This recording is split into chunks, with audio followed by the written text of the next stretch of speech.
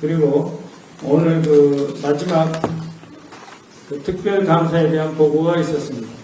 첫 번째는 비상계엄 관련이고, 두 번째는 소위 대북 송금 사건, 세 번째 서해 공무원 피살 사건, 그리고 쌍방울 김성태 사건과 국가정보원에서 전 정권 초기 국정원의 인사 난맥과 그 문제점에 대한 보고가 있었습니다.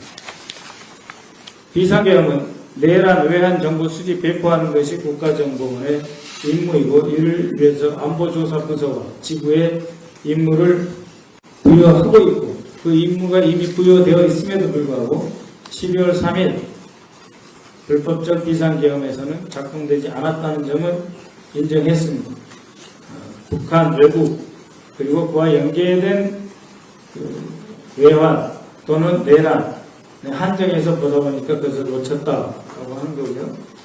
그래서 안보조사부서 내부에 군부대를 명확하게 지정을 해서 앞으로 혹시 있을 수 있는 내란에 대해서는 차단하고, 외환에 관련된 정보 수집도 정상화하겠다라고 하는 것이고, 군의 국가정보 활동 가능성에 대해서도 좀 더 실효성 있는 활동을 전개하겠다. 그리고 현재 국가정보법 제4조에 따라서 내란죄 사건과 관련 정보 4건을 특검에 지원을 했고, 외환 유치 관련한 정보도 제출했다라고 하는 것입니다. 현재 대북수사권 폐지 등으로 해서 일부 적극적인 억제 활동이 추진되고 있지 못한다는 점을 반성하고 적극적으로 활동을 강화하겠다라고 하는 것입니다.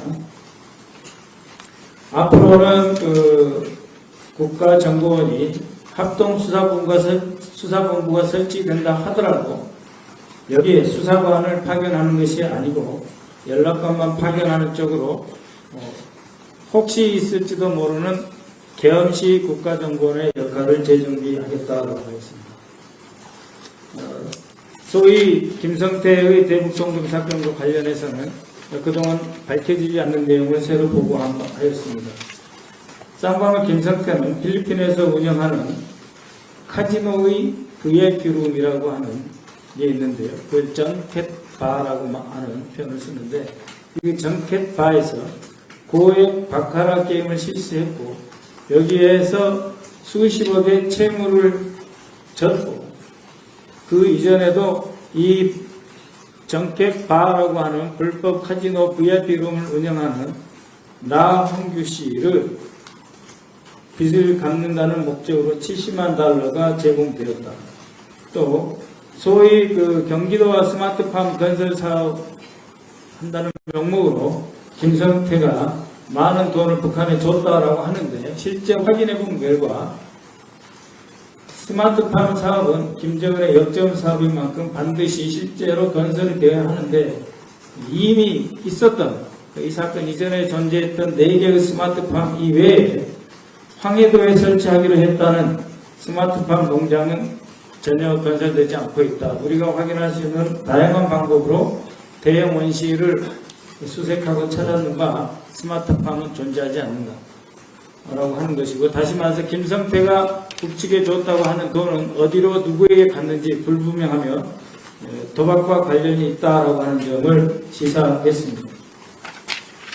또한 국가정보원은 2022년 7월 4일 최혁 검사만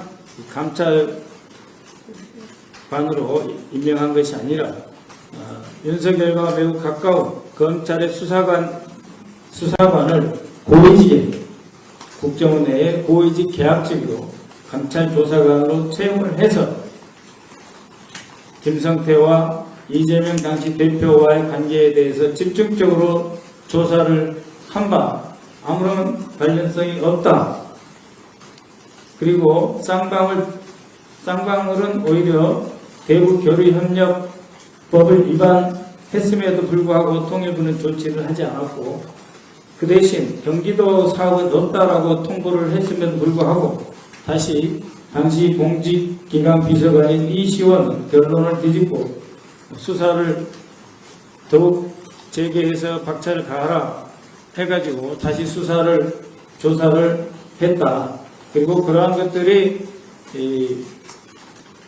수원지검에 있는 박상용 검사 쪽에 다양한 방식으로 압색 내지는 협조에 의한 임의 제출 방식으로 제출이 되었지만 그 어디에도 이재명 대표가 경기지사였을 당시에 돈이 넘어간 정황이나 이런 것이 확인되지 않고 있다. 또 한 가지는 리 호남이 필리핀 마닐라에 당시에 왔다는 증거를 찾을 만큼 찾았으나 전혀 찾지 못하고 리 호남이 있었다는 증거가 일체 없다.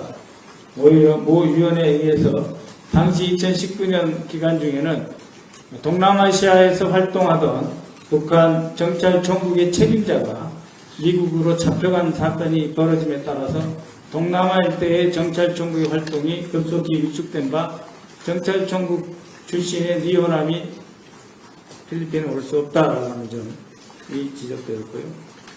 서해 공무원 피살 사건에서의 박지원 원장이 은폐를 위해서 777 사령부 등으로부터 제공된 보고서를 삭제 지시하는 정무직 회의를 소집했다라는 것과 삭제 지시를 했다고 하는 건데 실제로 어떠한 삭제 지시도 한 바 없고 소위 삭제되었다는 관련 보고서는 지금도 열람에서 직원들이 활용할 수 있는 그 문서 창고에 들어있다.